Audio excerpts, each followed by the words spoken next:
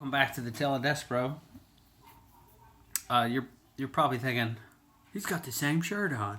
Well, it's the same day, so I'm just doing 3 parts today.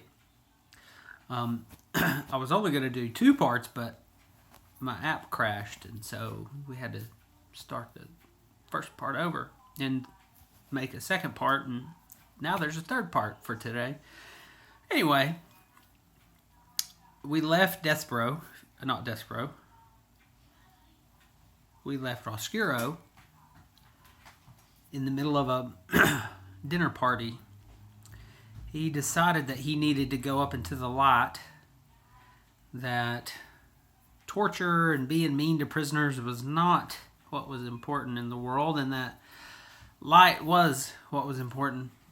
And so, against his friend's instructions, he went upstairs into the castle. And they were having a dinner party. And Despero climbed up the wall and decided to go to the very top of the room. And he was hanging from the chandelier watching the dinner party and all the beautiful lights and sounds and noises. And fell on the table, on the dinner party table, in, if you remember, the queen's bowl of soup. Now, I want you to think, what would you do if you were eating supper and a rat plopped into your bowl of soup? Well, we're going to find out what happened. We know that the queen had a heart attack and died immediately. It's terribly sad. But let's find out what happens to Roscuro now. Chapter 22. Roscuro hurried from the banquet hall. "A rat!" he said. He put a paw over his heart. "I am a rat, and there's no light for rats. There will be no light for me." The king's men were still bent over the queen. The king was still shouting, "Save her! Save her!" The queen was still dead, of course, when Roscuro encountered the queen's royal soup spoon lying on the floor. "I will have something beautiful," he said aloud. "I am a rat, but I will have something beautiful. I will have a crown of my own." He picked up the spoon, and he put it on his head. So, here we have, see if you can see, a picture of Roscuro with the queen's spoon on his head, much like a crown, as you see him there. So, he takes the spoon.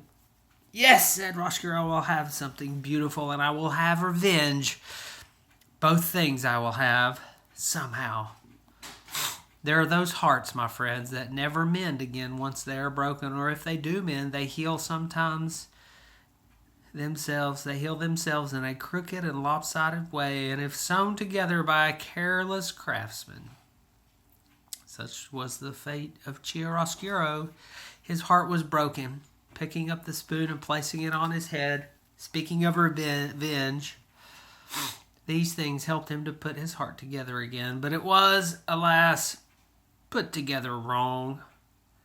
"Where's the rat?" shouted the king. "Find the rat."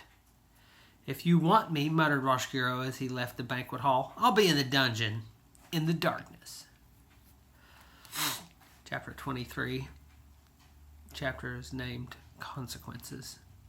There were, of course, dire consequences of Roscuro's behavior. Every action, my friend, no matter how small, has a consequence. For instance, the young Roscuro gnawed on Gregory the jailer's rope, and because he gnawed on the rope, a match was lit in his face, and because a match was lit in his face, his soul was set afire.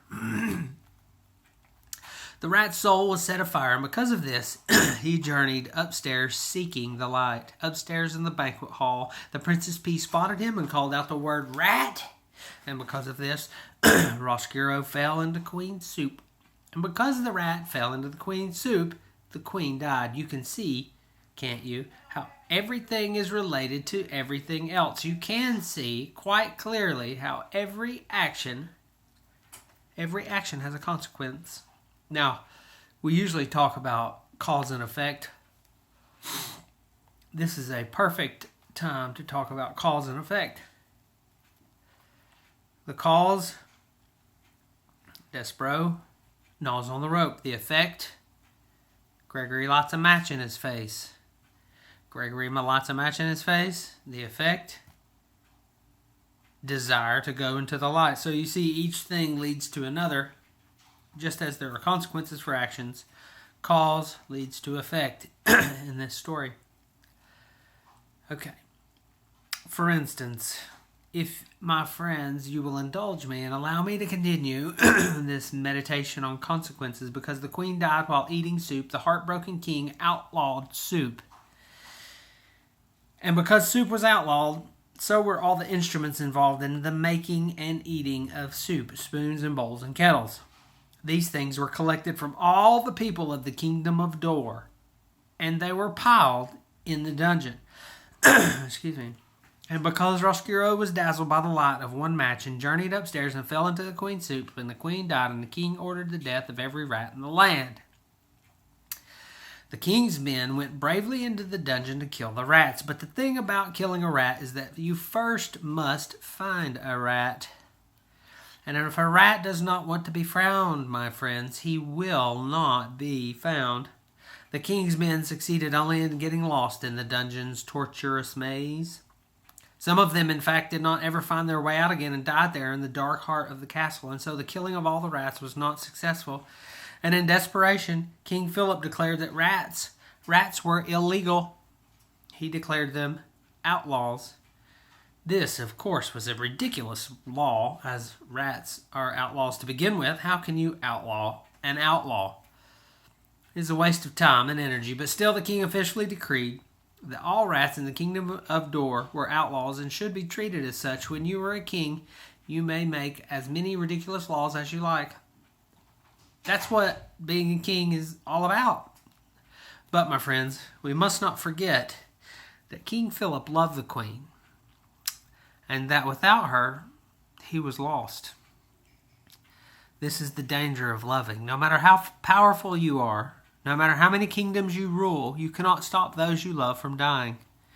Making soup illegal, well, outlawing rats, these things soothe the king's heart, and so we must forgive him. And what of the outlawed rats? What of one outlawed rat in particular? What of Chiaroscuro? In the darkness of the dungeon, he sat in his nest with the spoon atop his head. He set to work fashioning for himself a kingly cape made out of a scrap of the red tablecloth.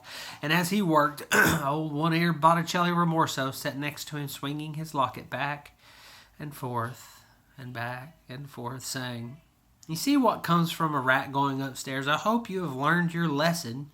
Your job in this world is to make others suffer." "Yes," muttered Roscuro, "yes, that is exactly what I intend to do. I will make the princess suffer for how she looked at me."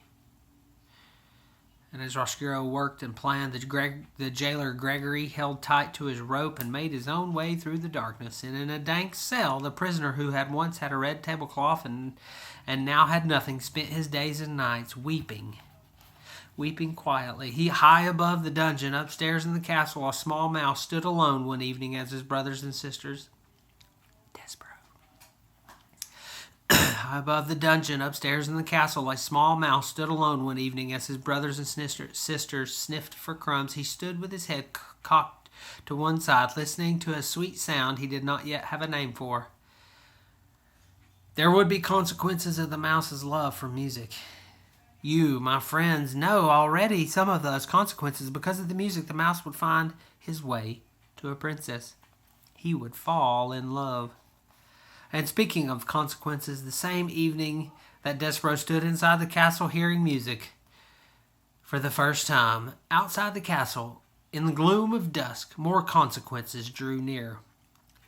A wagon, driven by a king's soldier, and piled high with spoons and bowls and kettles, was making its way to the castle, and beside the soldier sat a young girl with ears that looked like nothing so much as pieces of cauliflower stuck on either side of her head. The girl's name, my friends, Her name was Miggery Sow, and though she did not know it, she would be instrumental in helping the rat work his revenge.